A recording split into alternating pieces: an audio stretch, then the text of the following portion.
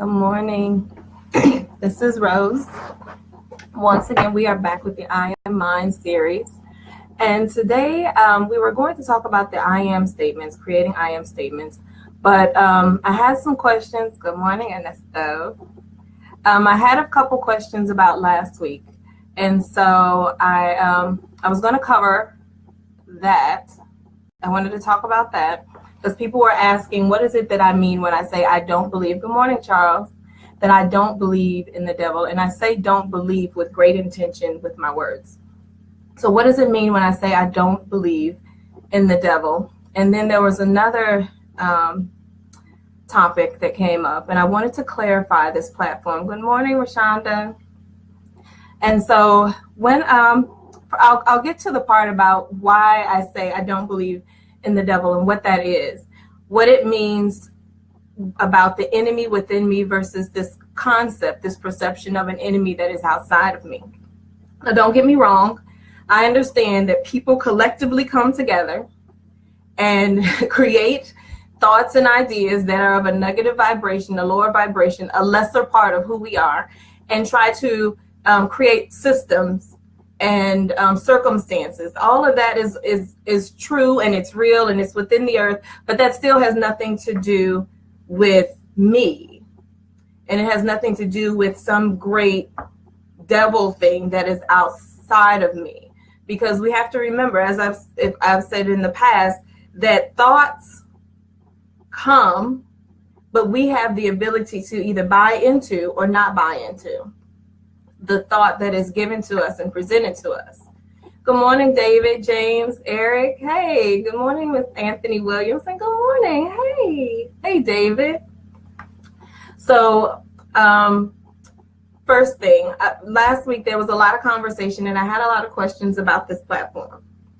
And my intention with this platform is for this to be a safe place for people to come to understand that there is another way of thinking. There are other thoughts. There are other ideas. And we don't all have to believe in the same thing in the exact same way.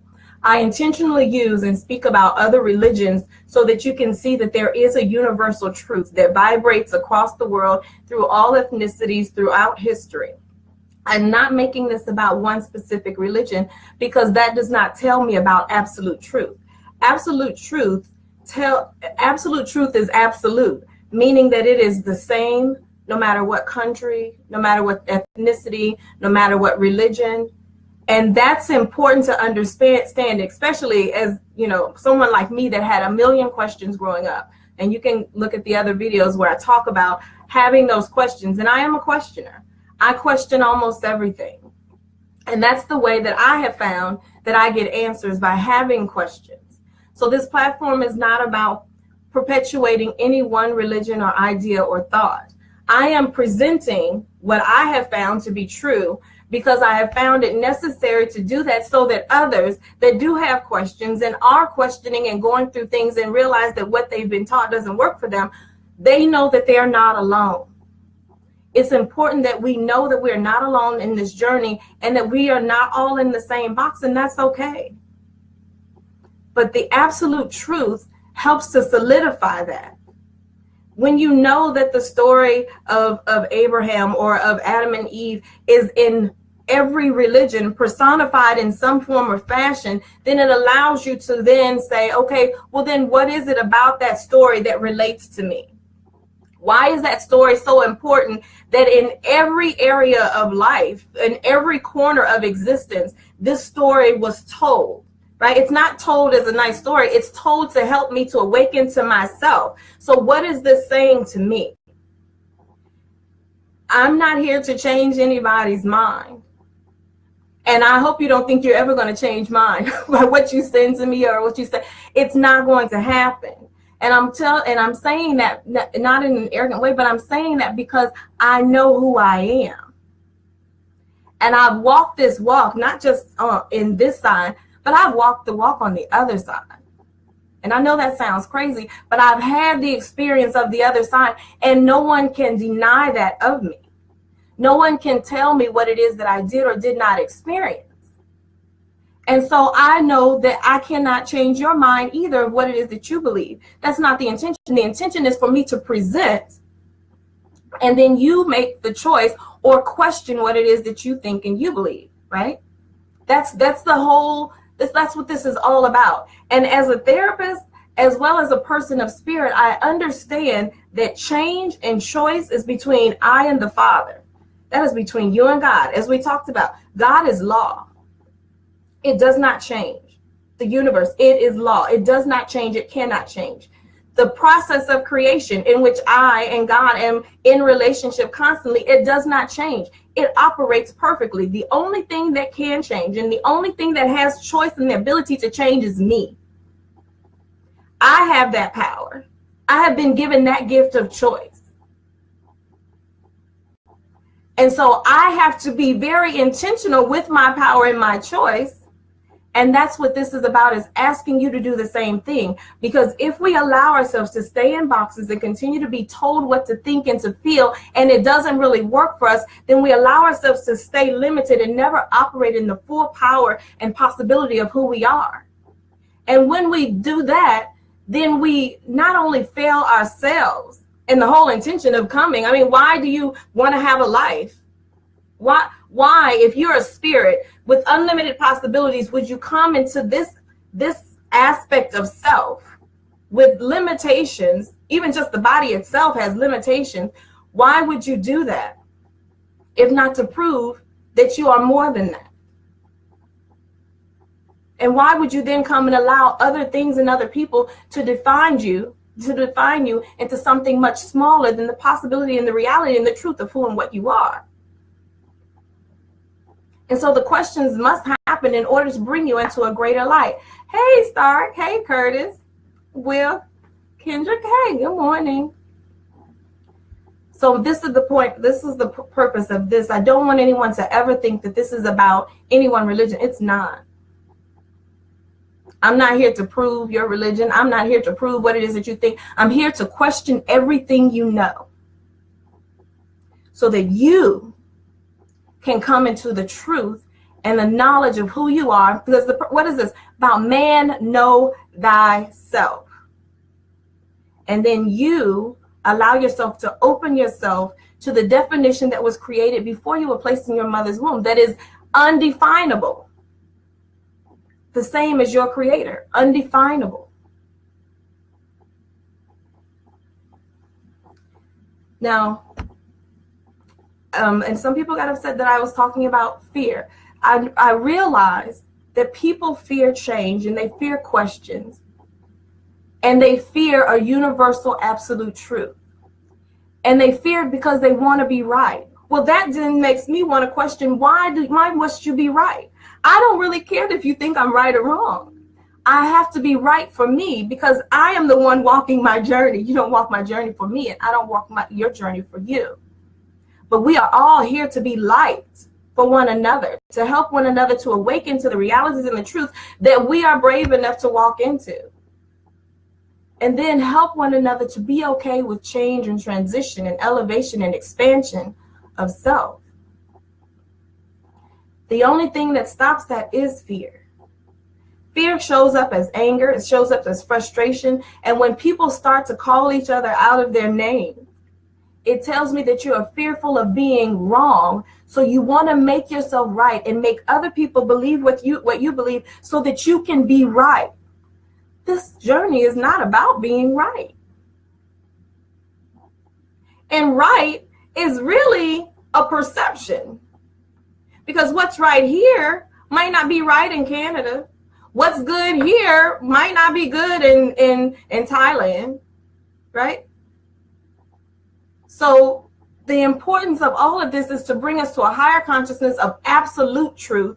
And then from that absolute truth, you can begin to ask questions and really sit down to get to know yourself and figure out what your truth is.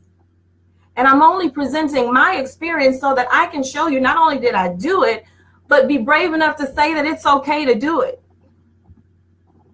And it's just like in Isaiah, everything is not for everybody. And I think there's a scripture that talks about Isaiah, and he's, saying like, okay, God, who's going to hear me? Why do they want to hear this? Nobody's going to believe what I'm saying. They're already believing what she's saying. They're believing what this, religion is doing and saying. So nobody wants to hear what it is that I'm saying.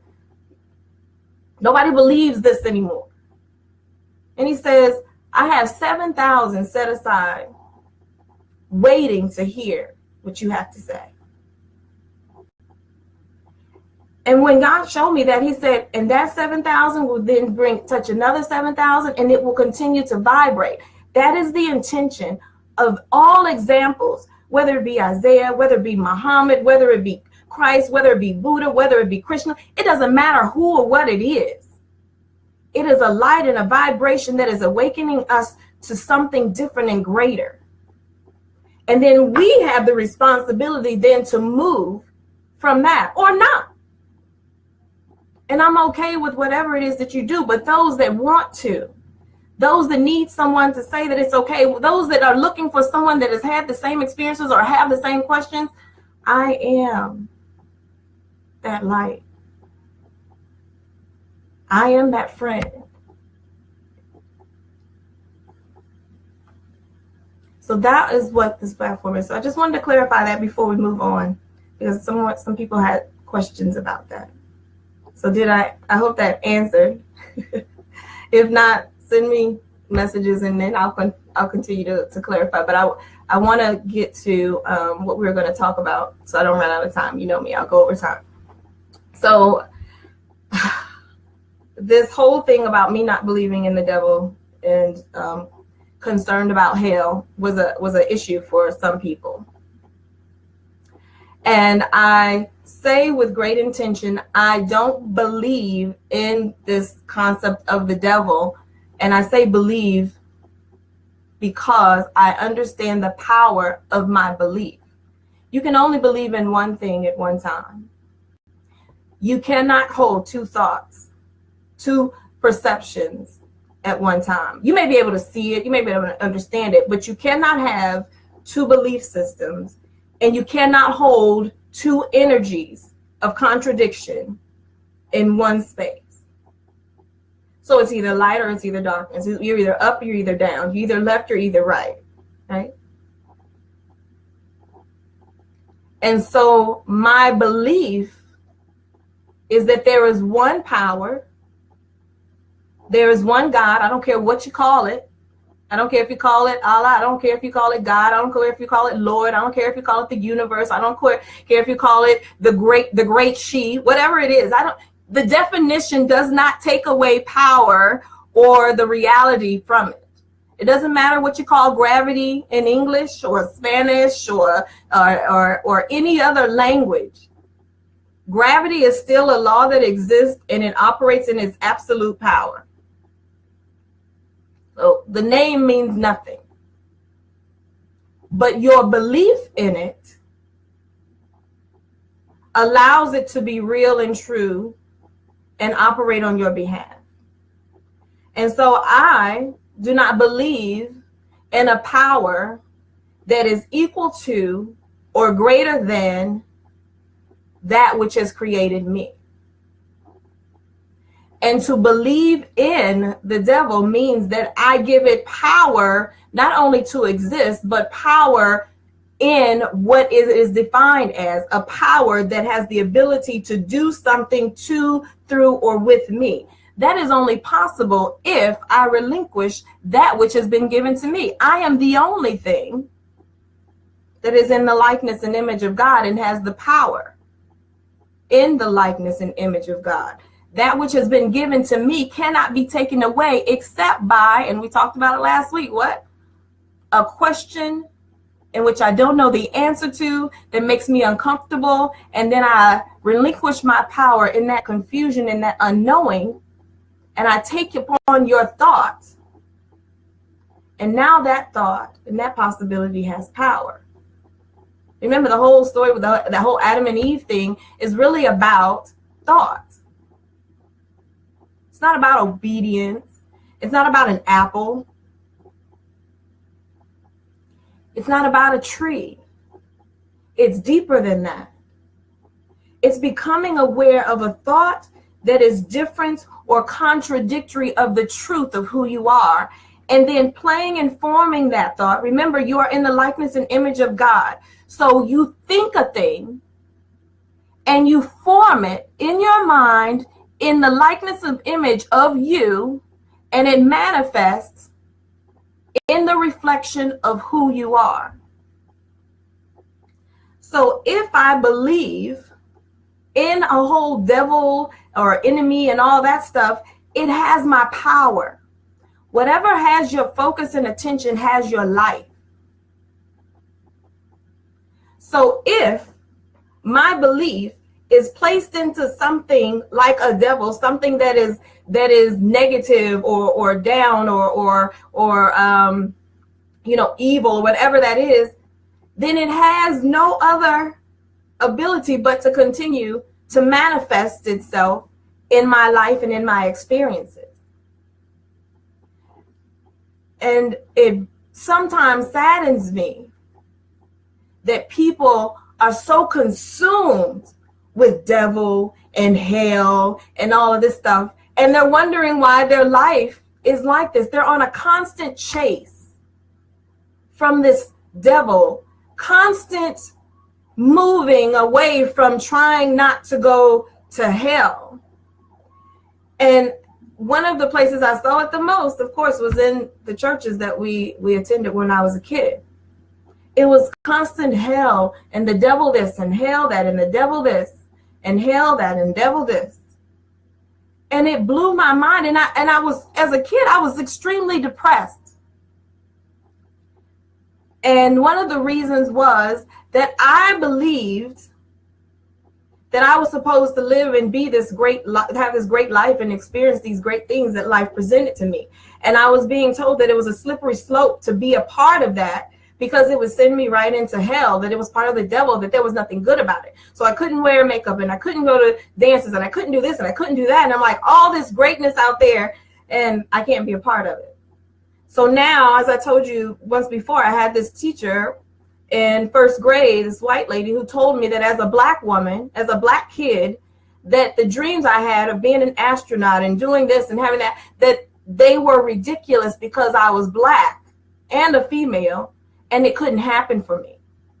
And so now I'm being told, one, that as a black female, God has given me white dreams, not only white girl dreams, but white men dreams. Right?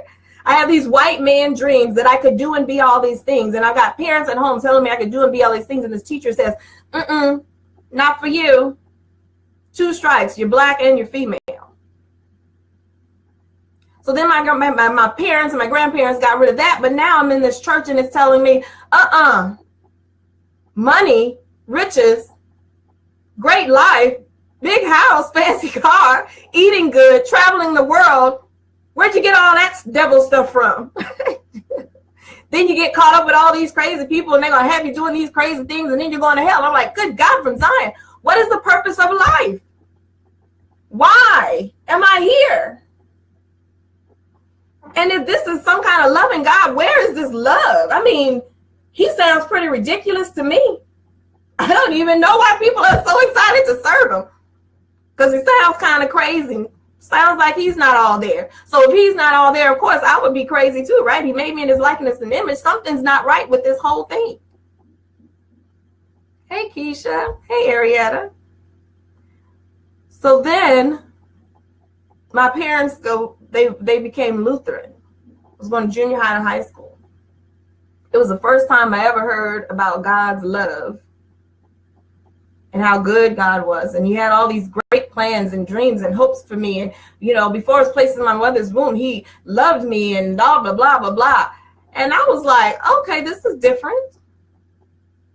So then, of course, most Lutherans are Caucasian, Swedish, German. So I'm wondering, my little black self in this white church, is this because they are of a different race that God loves them and they're being taught this and our people are being taught something different? Where is this fear and judgment and condemnation coming from? And why am I not hearing about the love? Why do they believe in something different? And then I realized it has nothing to do with the race. It has nothing to do with the culture. It's what they believe in. And so, of course, that began to have me to question what I believed in and why the outcome of people's lives are what they are. Once again, those questions all through my life, questions.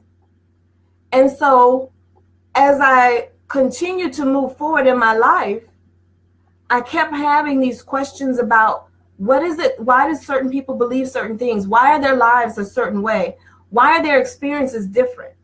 And then why do we buy into systems and circumstances as being okay, instead of realizing that we still have some form of power to change things?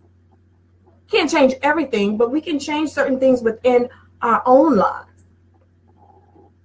And I talked about the absolute truth, and I want to go back to that. There's an absolute truth, a universal truth that is absolute no matter where you are.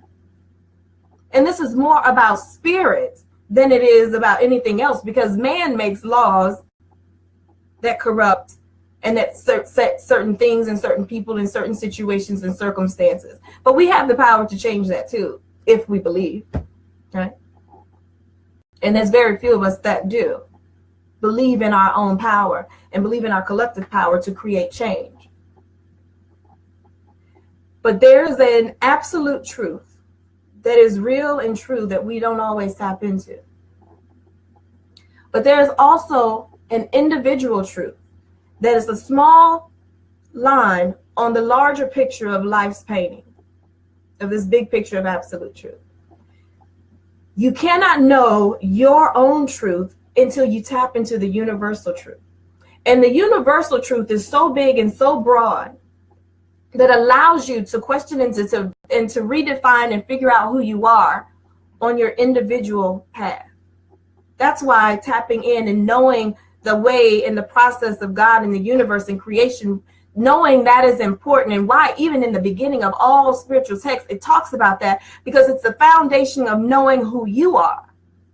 Because once you know how the universe works, once you understand the concepts of spirit and science, then you will know who you are and how you operate, and then the part you play in your own existence. So I'm going to use Jay-Z, right? There's an absolute truth of who he is and what he's connected to. But there is also an individual truth. Universe does not judge or condemn. The universe, God, law, operates in its perfection. You have the ability to choose and define yourself at any moment, at any time, every second of the day. Part of Jay-Z's truth is that he was a drug dealer. Now, our perception, our judgment, our cultural, societal thought on that is that that would be a negative or bad thing. That is the judgment, right? We see the repercussions of that in our communities. But it is a part of his truth that led him into being one of the greatest business minds of our time.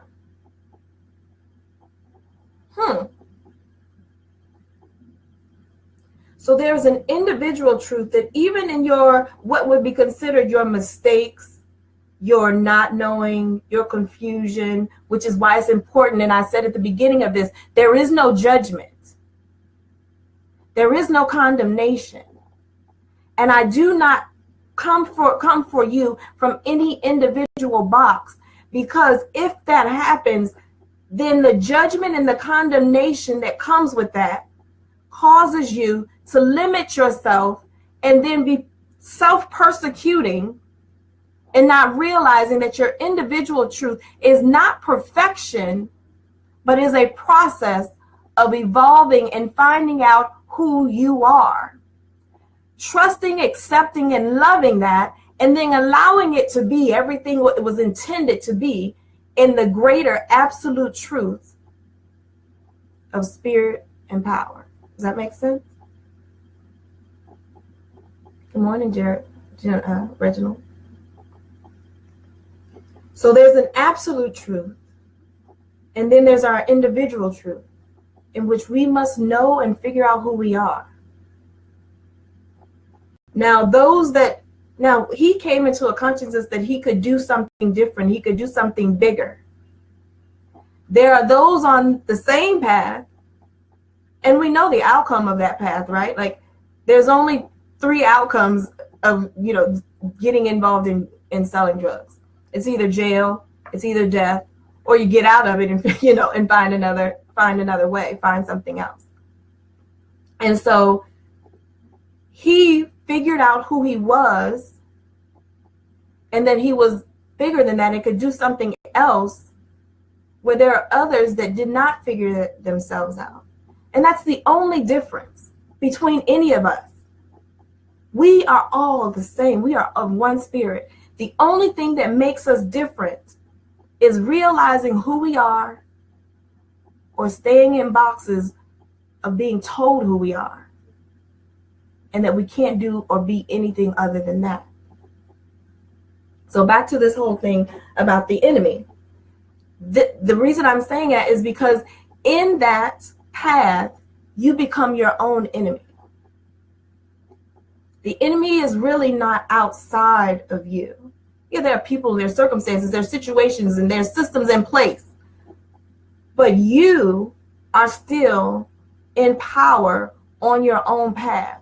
You still have the ability to connect with the God consciousness and be defined by that, or change the definition of yourself to something less than, to identify with what it is other people are saying, or what circumstances and experiences are saying. And so I'm going to tell you, the very first time Spirit used to tell me that I was a part of this process. And I didn't really understand, because of course the box I had been given says that I have no power, that God is the only power, but I don't have any relationship with that, and that I'm always looking for him to come in and trying to make myself good enough and all that, and so, but Spirit was always telling me something different. But I was told that those thoughts were not, godly. They must have been the devil, right? So I didn't listen. I wasn't listening to this thought, this idea that I was playing a part in my own experiences and circumstances and situations. Now, I'm not talking about what's happening in the world. I'm talking about my own path, right? And so I kept having this dream that I was being chased, that this devil thing, whatever this dark thing, kept chasing me. Same dream all the time. And I used to have dreams, and I could, I was told, you say these things, you speak these things in your dreams, in order to overcome things in your life. So as a kid, I kind of took that, and I remember, I think I told you that my grandparents were, they were very religious people, but they were also of Native American descent, Blackfoot Indian. So some things we would learn at home that we didn't learn in church. They would bring that stuff together. My grandmother, and so they would sometimes, they believed in dreams and they believed in visions. And so a lot of things I was taught, and I would sometimes take hold of it and do it. And one of those was to speak in your dreams, because that's when you are closest to Spirit, and you have a power that you as a human sometimes feel that you don't have, because you feel, you get caught up in your human self. But I kept having this dream and nothing was happening. And so I prayed about it, and I was like, okay, God, Spirit, it helped me, whatever this is, because your dreams are a reflection of what it is that you're really thinking and feeling. Help me. And Spirit kept saying, you keep asking me to do what I've given you power to do. And I was like, okay, well, I guess maybe I'm just supposed to keep praying and speaking and, all this kind of stuff. And it was like, no, I've given you the power to overcome, to speak, and to command things. You keep asking me to do what I've already given you the power to do. But here's the thing. It says, even though I've done it, you keep bringing the thoughts, you keep judging yourself, you keep thinking about all the things you did in the past, you keep bringing up things in your own mind, and you think that somehow I'm doing it or that I have the power to overcome it. But I've given you choice. And you keep choosing to look back over your life, wondering why this is happening, wondering why, as if you're being punished, or as if you're going through something, or I'm doing something to take you through something, when it's really you. I'm like, what? That's crazy, right? I don't have the power to do all of this, and why would I do it to me? So I had the dream, and I had come up with this idea. So, and you guys can try it too. It's really interesting.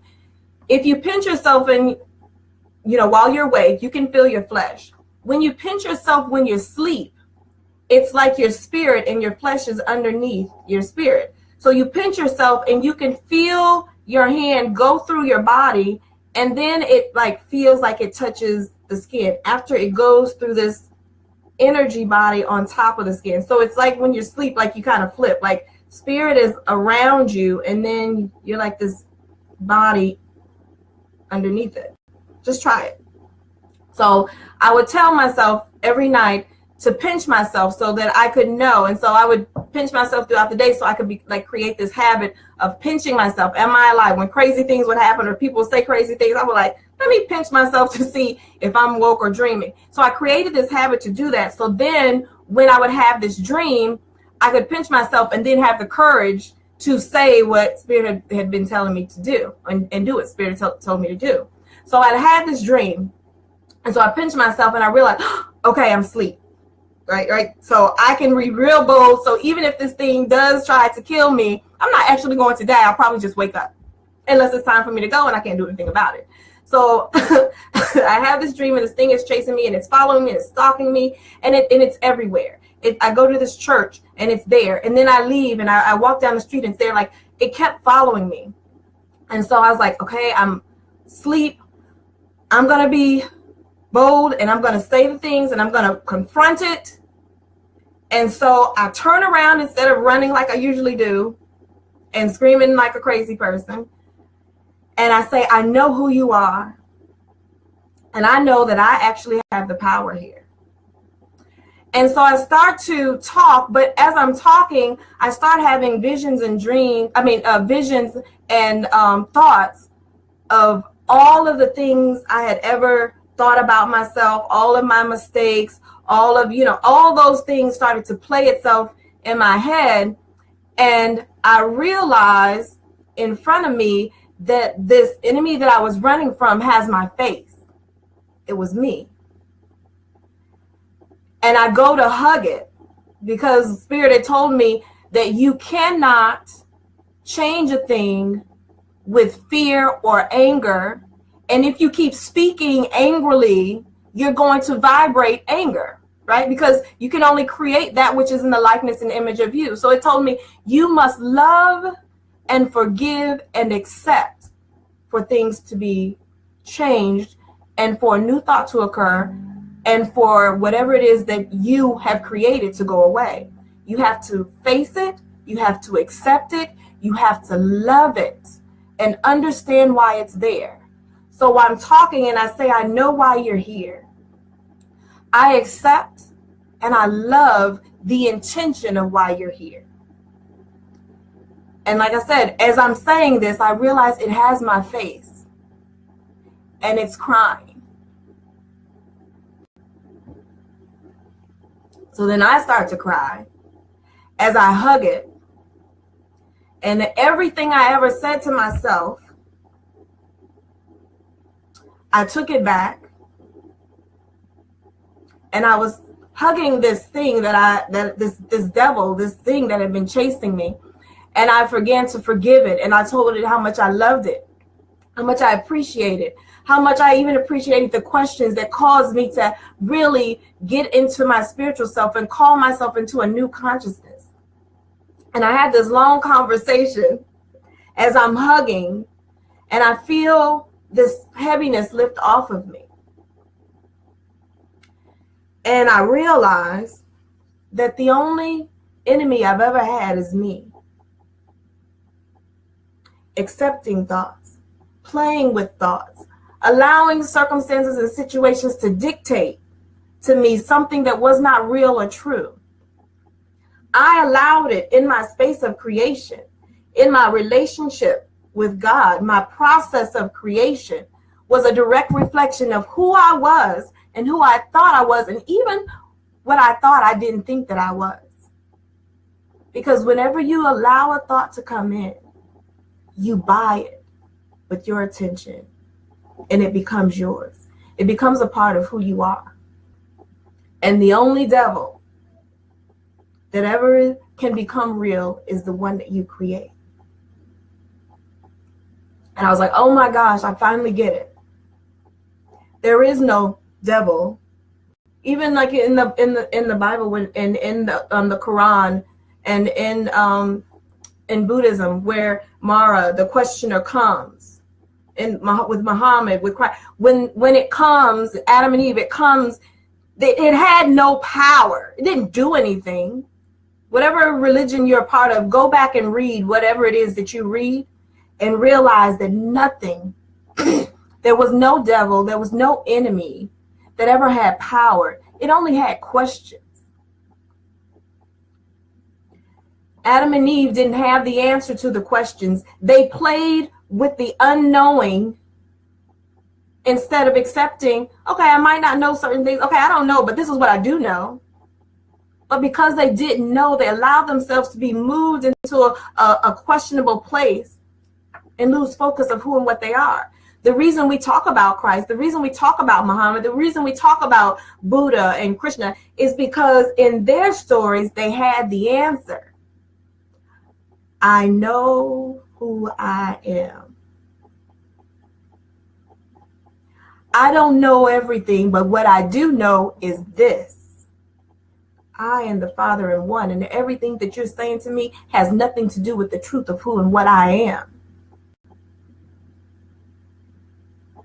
And people didn't like the fact that they could not be moved, that they could not be made to believe what they believe, that they would not subscribe to whatever religion or whatever ideal that was set up, established for them to believe in. That Jesus wouldn't believe that he was this dude from the projects, the son of a carpenter.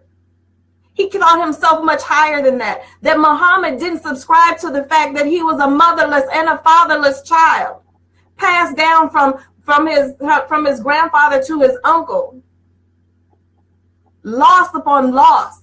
He did not allow that in the depression and the frustration he went through to define him. How dare he? That Buddha wouldn't allow his wealth to define him. That he had the nerve to go out into the wilderness with the monks and find the truth and the peace and the happiness and the one with God that his wealth would not give him. How dare he?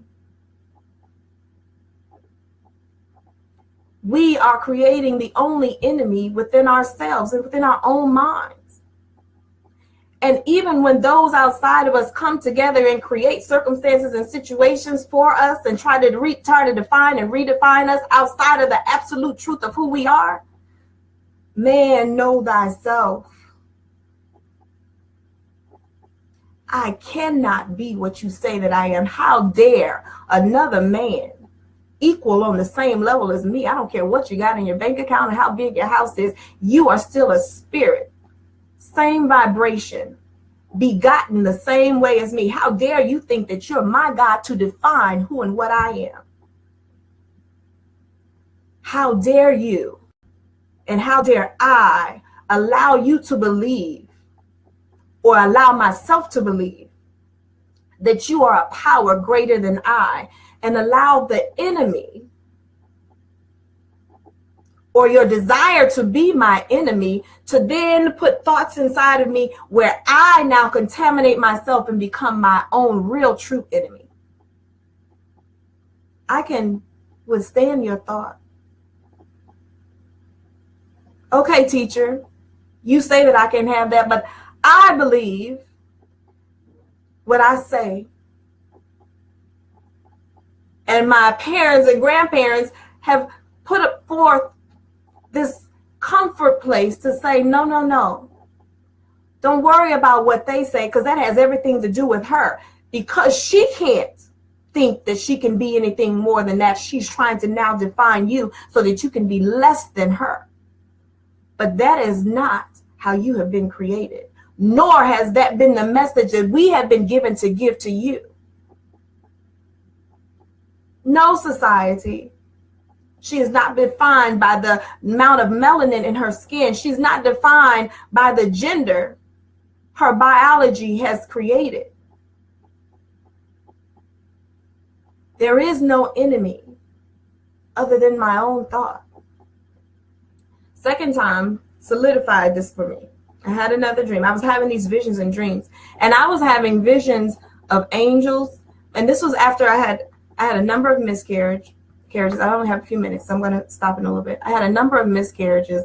I had some ectopic pregnancies. My son was stillborn, and my daughter had just died from cancer 3 months before I was pregnant with my twins. And I was toward the end of the pregnancy with my twins for the last trimester. And I started having these visions and dreams. But before this time, where I was having these visions and dreams of these negative energies, what people would call demons and spirits, I had visitation by angels. And I had been taken to the other side. And I had visitations with my daughter. And I was able to see all my children. I met them at this water on the other side. So I'd had all these experiences going through these meditations and these prayers and these fastings and all these different things. And I was having these visitations, and I had these visitations that told me even about my life and how not to allow these circumstances and situations to tell me who I was, but to accept the truth that had been placed to me even as a child. That even though I didn't understand it, I'd been said I was told that I was going to write books. I didn't even know I had a story in me to write a book, but all these things were happening. I was getting these visitations, but then towards the end, I started getting these visitations. Well, it was like these visions and dreams of these dark energies, and they were just like shadows, but I could feel them touch me. I could feel them pulling my bed. I could feel them around me. And I kept on saying, oh my gosh, I thought that I had this thing licked, right? Like, what is this about? And Spirit said, you're doing it again. And I was worrying. I'd had so many experiences of loss that I'd gotten this far, and I was still starting to worry. And I started looking back, concerned and worried and fearful. And so my gate of protection of my mind, it had been compromised. And I started allowing thoughts and I had to stop watching certain TV shows like Law and Order, which I would binge watch back in the day. I had to stop allowing certain thoughts to get in my head because I was in a vulnerable position and place in my life. So I had to stop that. So one night I went back and it was there again. So I did it again. I started to speak in command and this was after meditating and prayer and really digging out, what am I thinking? What am I feeling? And being honest with myself of my own fears, of my own doubts, of my own life, and really looking over it and saying, okay, I took this thought, but this is the true thought. Nothing ever killed me. Okay, I felt this way, but this is the truth. I am more powerful and nothing has ever stopped me. No matter what, I never stop. No matter any of the times that I wanted to die, that I wished for death, that I would put myself in a circumstance, a situation for it to be over, it didn't happen. So what is the true story then? What is the real message that I should be taking right now? And so I said that and I spoke that. And I kept saying that over and over every day to myself until I could really breathe the truth and the reality of who I was and accept what I was doing into my own mind. And I went into this dream and it was there again. And so in this thing, it was saying that it was going to take these babies again. And I was like, okay, this is different. This is okay. This is not going to happen. So then I was like, I was getting angry, and I was like, oh, I remember what it said. It's not about the anger. I can be angry. I can be frustrated. But what is it that shifts the thought in my mind? I have to accept, and then I command. I don't get angry. I command. God doesn't get angry. He commands, right? So I have to command a thing. I have to command a way of being, of thinking. And so that's exactly what I did. And then I began to tell her, I said, this is what you're going to do, and this is how you're going to do it. And I balled my hand up and I said, whatever I crush, it is crushed. Whatever I am done with, it is done with. And I put my hands together, and you could feel the energy, and I could see it. These shadows, they came into this ball, and I threw it because I was near the bathroom in my bedroom, and it sounds weird. Threw it in the toilet, flushed, and I said, I am done with it all. Whatever it shall be, it shall be. But I will not play the part in allowing anything to be the enemy of me. I have no enemy. I only have one power.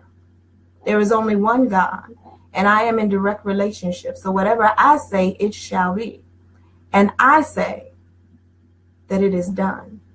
And all the thoughts that I ever had that brought shadows and doubt in my life, I am done with. And I never had another issue. And from that day forward, I've allowed myself to be open enough and accepting enough of who I truly am, and that I have no right to give this God-given power to any thought lower than the God that I am one with. So that's why I don't believe in the devil. That's why I don't buy into this concept of an enemy outside of me. Even though I've had moments and still like, oh gosh, then what is this? What is this? I had to still realize I'm still buying into it. The absolute peace, the peace that passes all understanding, is about me being one with the God within me. It doesn't matter what's going on the outside. But from that place, I can create with great intention and manifest in my life, and then come into a oneness with others of the same mind and accord to create a shift that is bigger than me. That makes sense? Okay, we're out of time. I'll continue next week. But if you have any questions, and we'll be back on track next week with learning how to create with intention your I am statements. But I wanted to just go over this because I had questions about it and people wanted me to further explain. So I hope it makes sense. If not, like I said, send me a message. I'll go a little bit deeper and explain a little bit more. But I still love and appreciate you for coming. Thank you so much. And you enjoy the rest of your week. Talk to you soon.